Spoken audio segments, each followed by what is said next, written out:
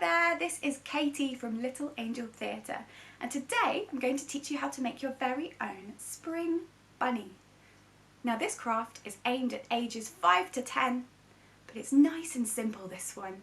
Do get a grown-up to help you if you feel like you need it, or you could help your younger siblings if they're a bit younger than 5, so it's nice and simple.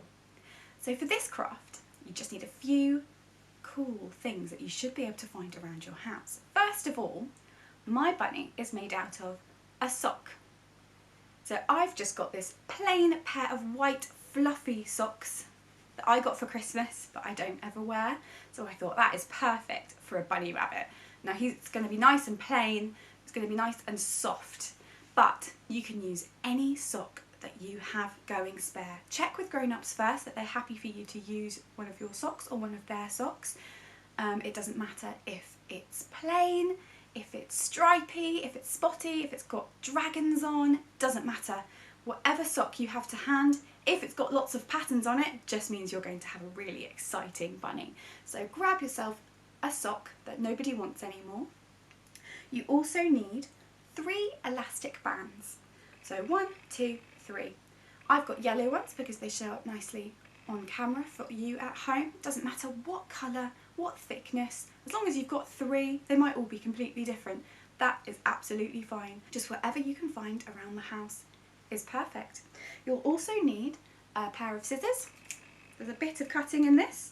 You'll also need something to make bunny's eyes out of. Now I've got some googly eyes for my bunny, but you could use buttons, you could use beads, you could just use a pen to draw them on. That's entirely up to you, whatever you want to make your bunny look really special. I've also got a coloured pen. Now I'm using pink for my bunny's nose, but again, you can use any colour you like, any one that you have to hand. I've also got some lovely ribbon to decorate my bunny with at the end to give him a lovely bow tie. You could use string or wool or thread, or just a scrap of ribbon, scrap of material, or you don't have to use anything, you could just keep it plain. And lastly, you will need something to stuff your bunny with. Now I do have toy stuffing in my stash of craft supplies. If you don't have toy stuffing, don't panic, you can use any number of things to stuff the bunny. You could use the other sock to stuff inside the sock that's going to be your bunny's body. You could use uncooked rice, uncooked lentils, even uncooked pasta. Ask a grown-up what they have to hand in your house at the moment and see what you can use. But there are lots of different things that you can use to fill up your bunnies. Now let's get started. So first of all, you need to grab your sock and then the material that you're going to be using to stuff the bunny. So this with stuffing isn't too tricky. I just need to open it up and shove it in. If you're using rice or lentils or something from the kitchen, you may find it easier to get your sock, put it over a cup like that, and then pour the rice or the lentils in. That makes it a little bit easier. But if you're using toy stuffing just like me, then you can just use your hand and pop it all in. Now keep going until you feel like your bunny is the size you want him to be. So you might want him to be quite chunky, or you might want him to be a little bit smaller. So stop as soon as you feel like he's about the right size. So mine is going to be about this big, and then you need to get your first elastic band and put that elastic band around the top to keep all of those stuffing materials in. So then you're left with a sort of squidgy sausage shape with the elastic band at the top and a little floppy excess at the top.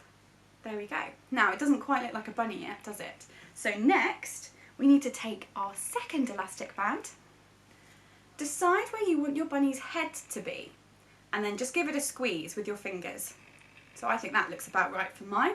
So you get your other elastic band and then you're going to put it around to form the neck of your bunny. Now my elastic band only needs to go around twice. If you've got a bigger one, it may need to go around a few more times. But now it's starting to take shape. So this is its head and its body. It's starting to look like a bunny. Now you need to take your third elastic band, and this time we're going to make our bunny's tail.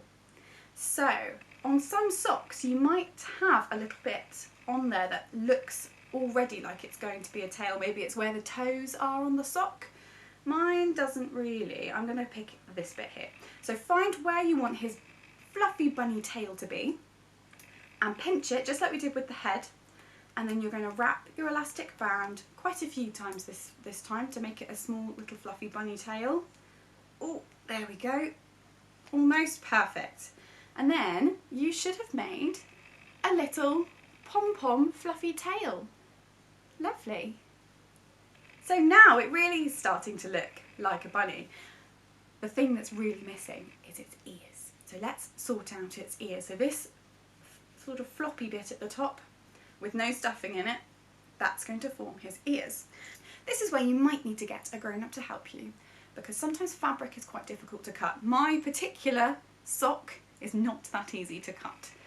So you need to make sure for the ears that you look where his tail is and go up, up, up, and that's the centre where you need to cut a line for your bunny's ears.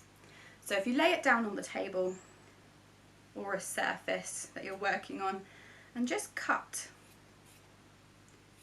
right down to the elastic band. Now be careful not to cut the elastic band because we need to make sure that stays. Now you should have two little floppy bits at the top. Now they still don't really look like ears, so this is where you can become a bunny stylist and cut the shape that you want for your bunny's ears. Now I'm going for traditional sticky uppy bunny ears.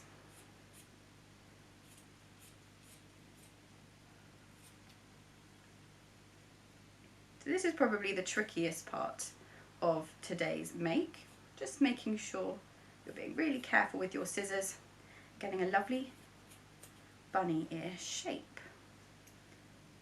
Now I want to give my bunny his bow tie, so I'm going to take my ribbon and just wrap it round his neck and tie a pretty bow. And if you've got any left over at the end, just give it a snip. Now it's time to start giving him some character, so we can start thinking about his face. Now here's where I would start by putting on the eyes. I feel like having the eyes on there to start with really helps build up the rest. So I'm going to take my googly eyes. Now you may not be using googly eyes, you may want to just draw them on with a felt tip pen, or if you've got a fabric pen or a marker pen, do that. If you're using googly eyes, just get your glue stick. Glue stick should be perfect for this particular use, and it will need a little bit of time to dry, but then they should stay in place.